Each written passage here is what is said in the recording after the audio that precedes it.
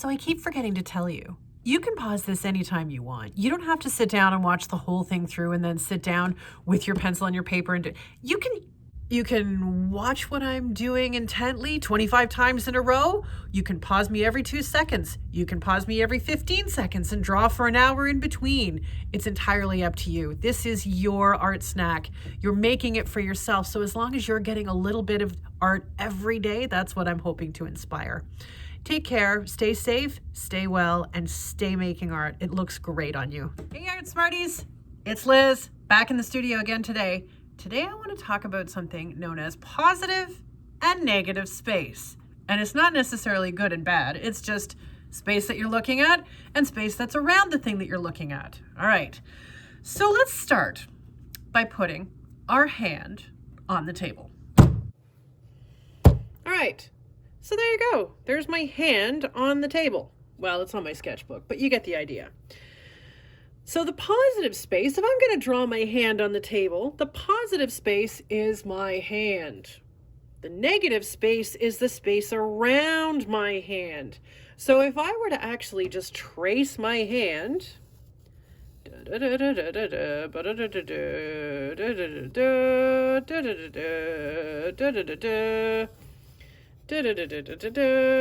then my hand goes off the side.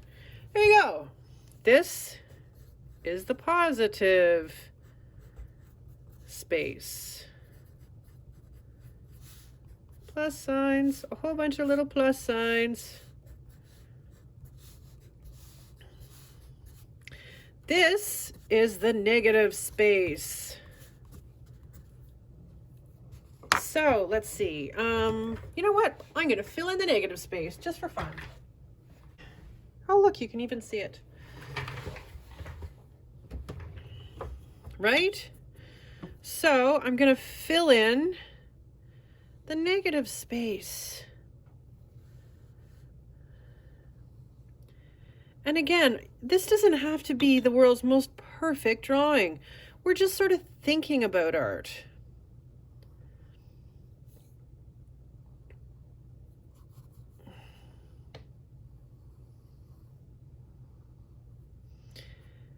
I could never color in inside the lines anyway, but you know what? You don't have to.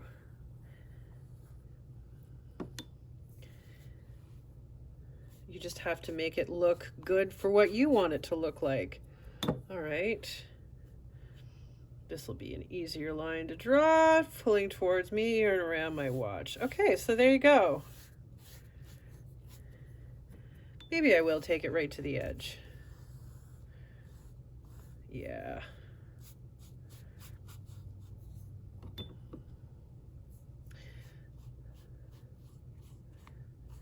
So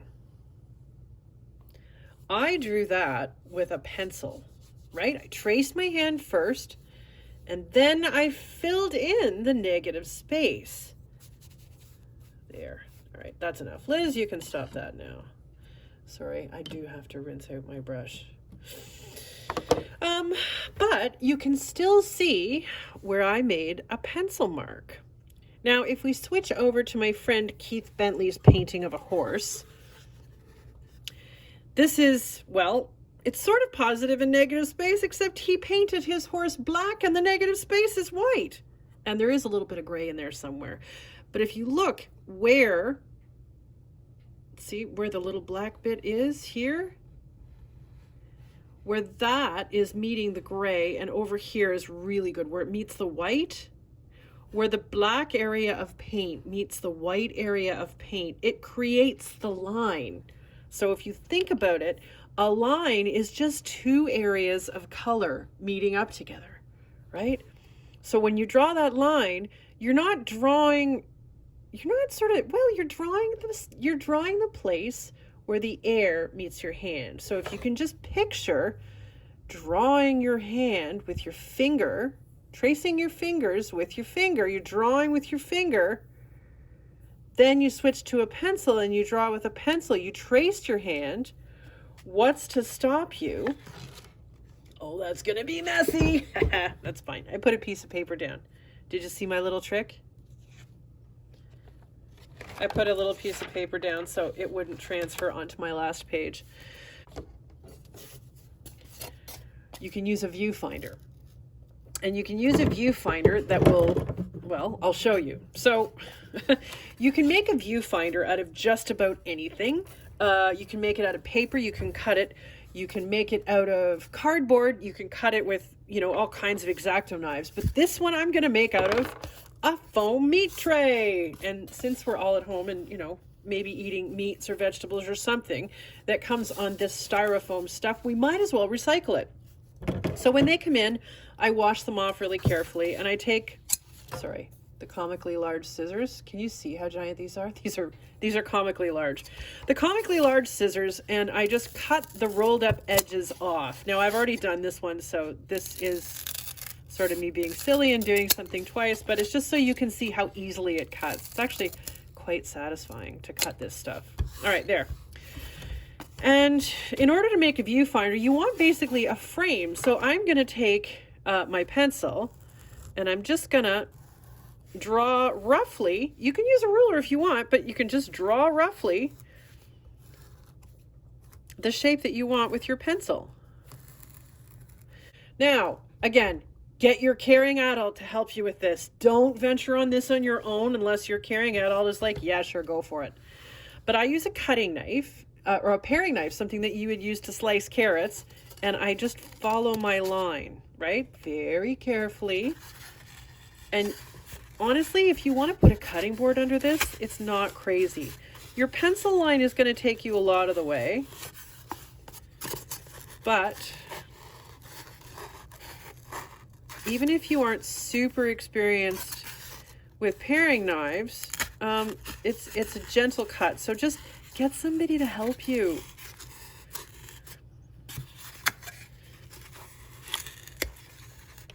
There. And then that last one, well, that last one will just fall right out.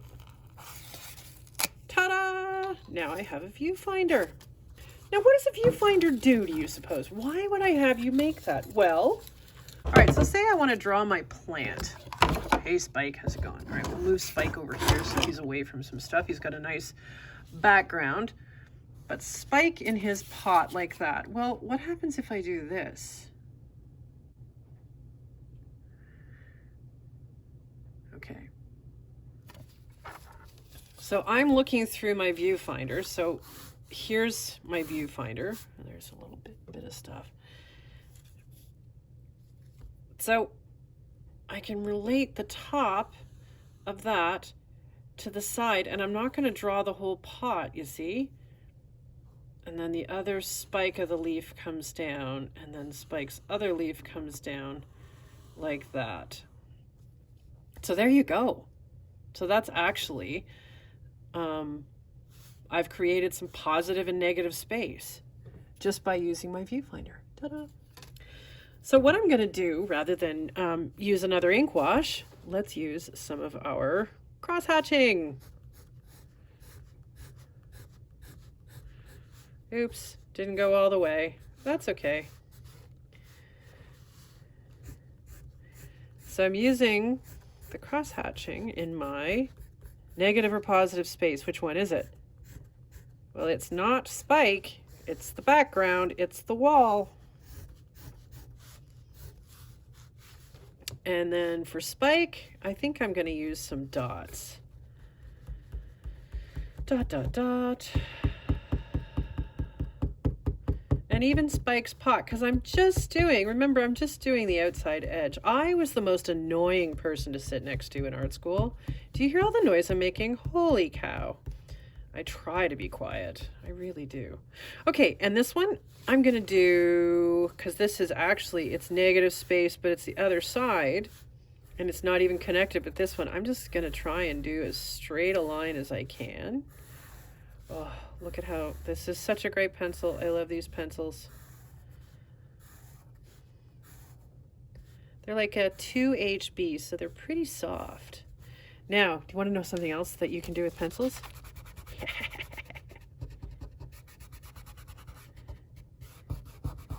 And that's called shading. And you can even do it with your pencil a little bit. You can shade it. like that. There. There. So I've got some positive space that's got polka dots or stipple, polka dots, and then negative space that's got some cross hatching and some shading. So there you have it. There's positive and negative space.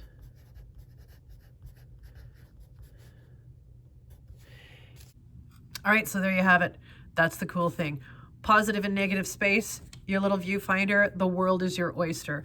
These things are actually really handy. Even if you're just out and about drawing, you just sort of hold them up and you can make a little composition on the inside of it. So remember, the viewfinder is your best friend, because if you want to make a composition out of something and you don't necessarily want to draw the whole thing, or you just kind of get lost in the whole thing, guilty as charged, you use your viewfinder. So that what the viewfinder does is it creates a little edge. So that would be the edge of your drawing. And if you want to make your drawing a little smaller than the paper that it's on, you see what I did? I just drew a little rectangle to match the rectangle of my viewfinder, and that's how I drew Spike. All right, well, that's all I've got for today.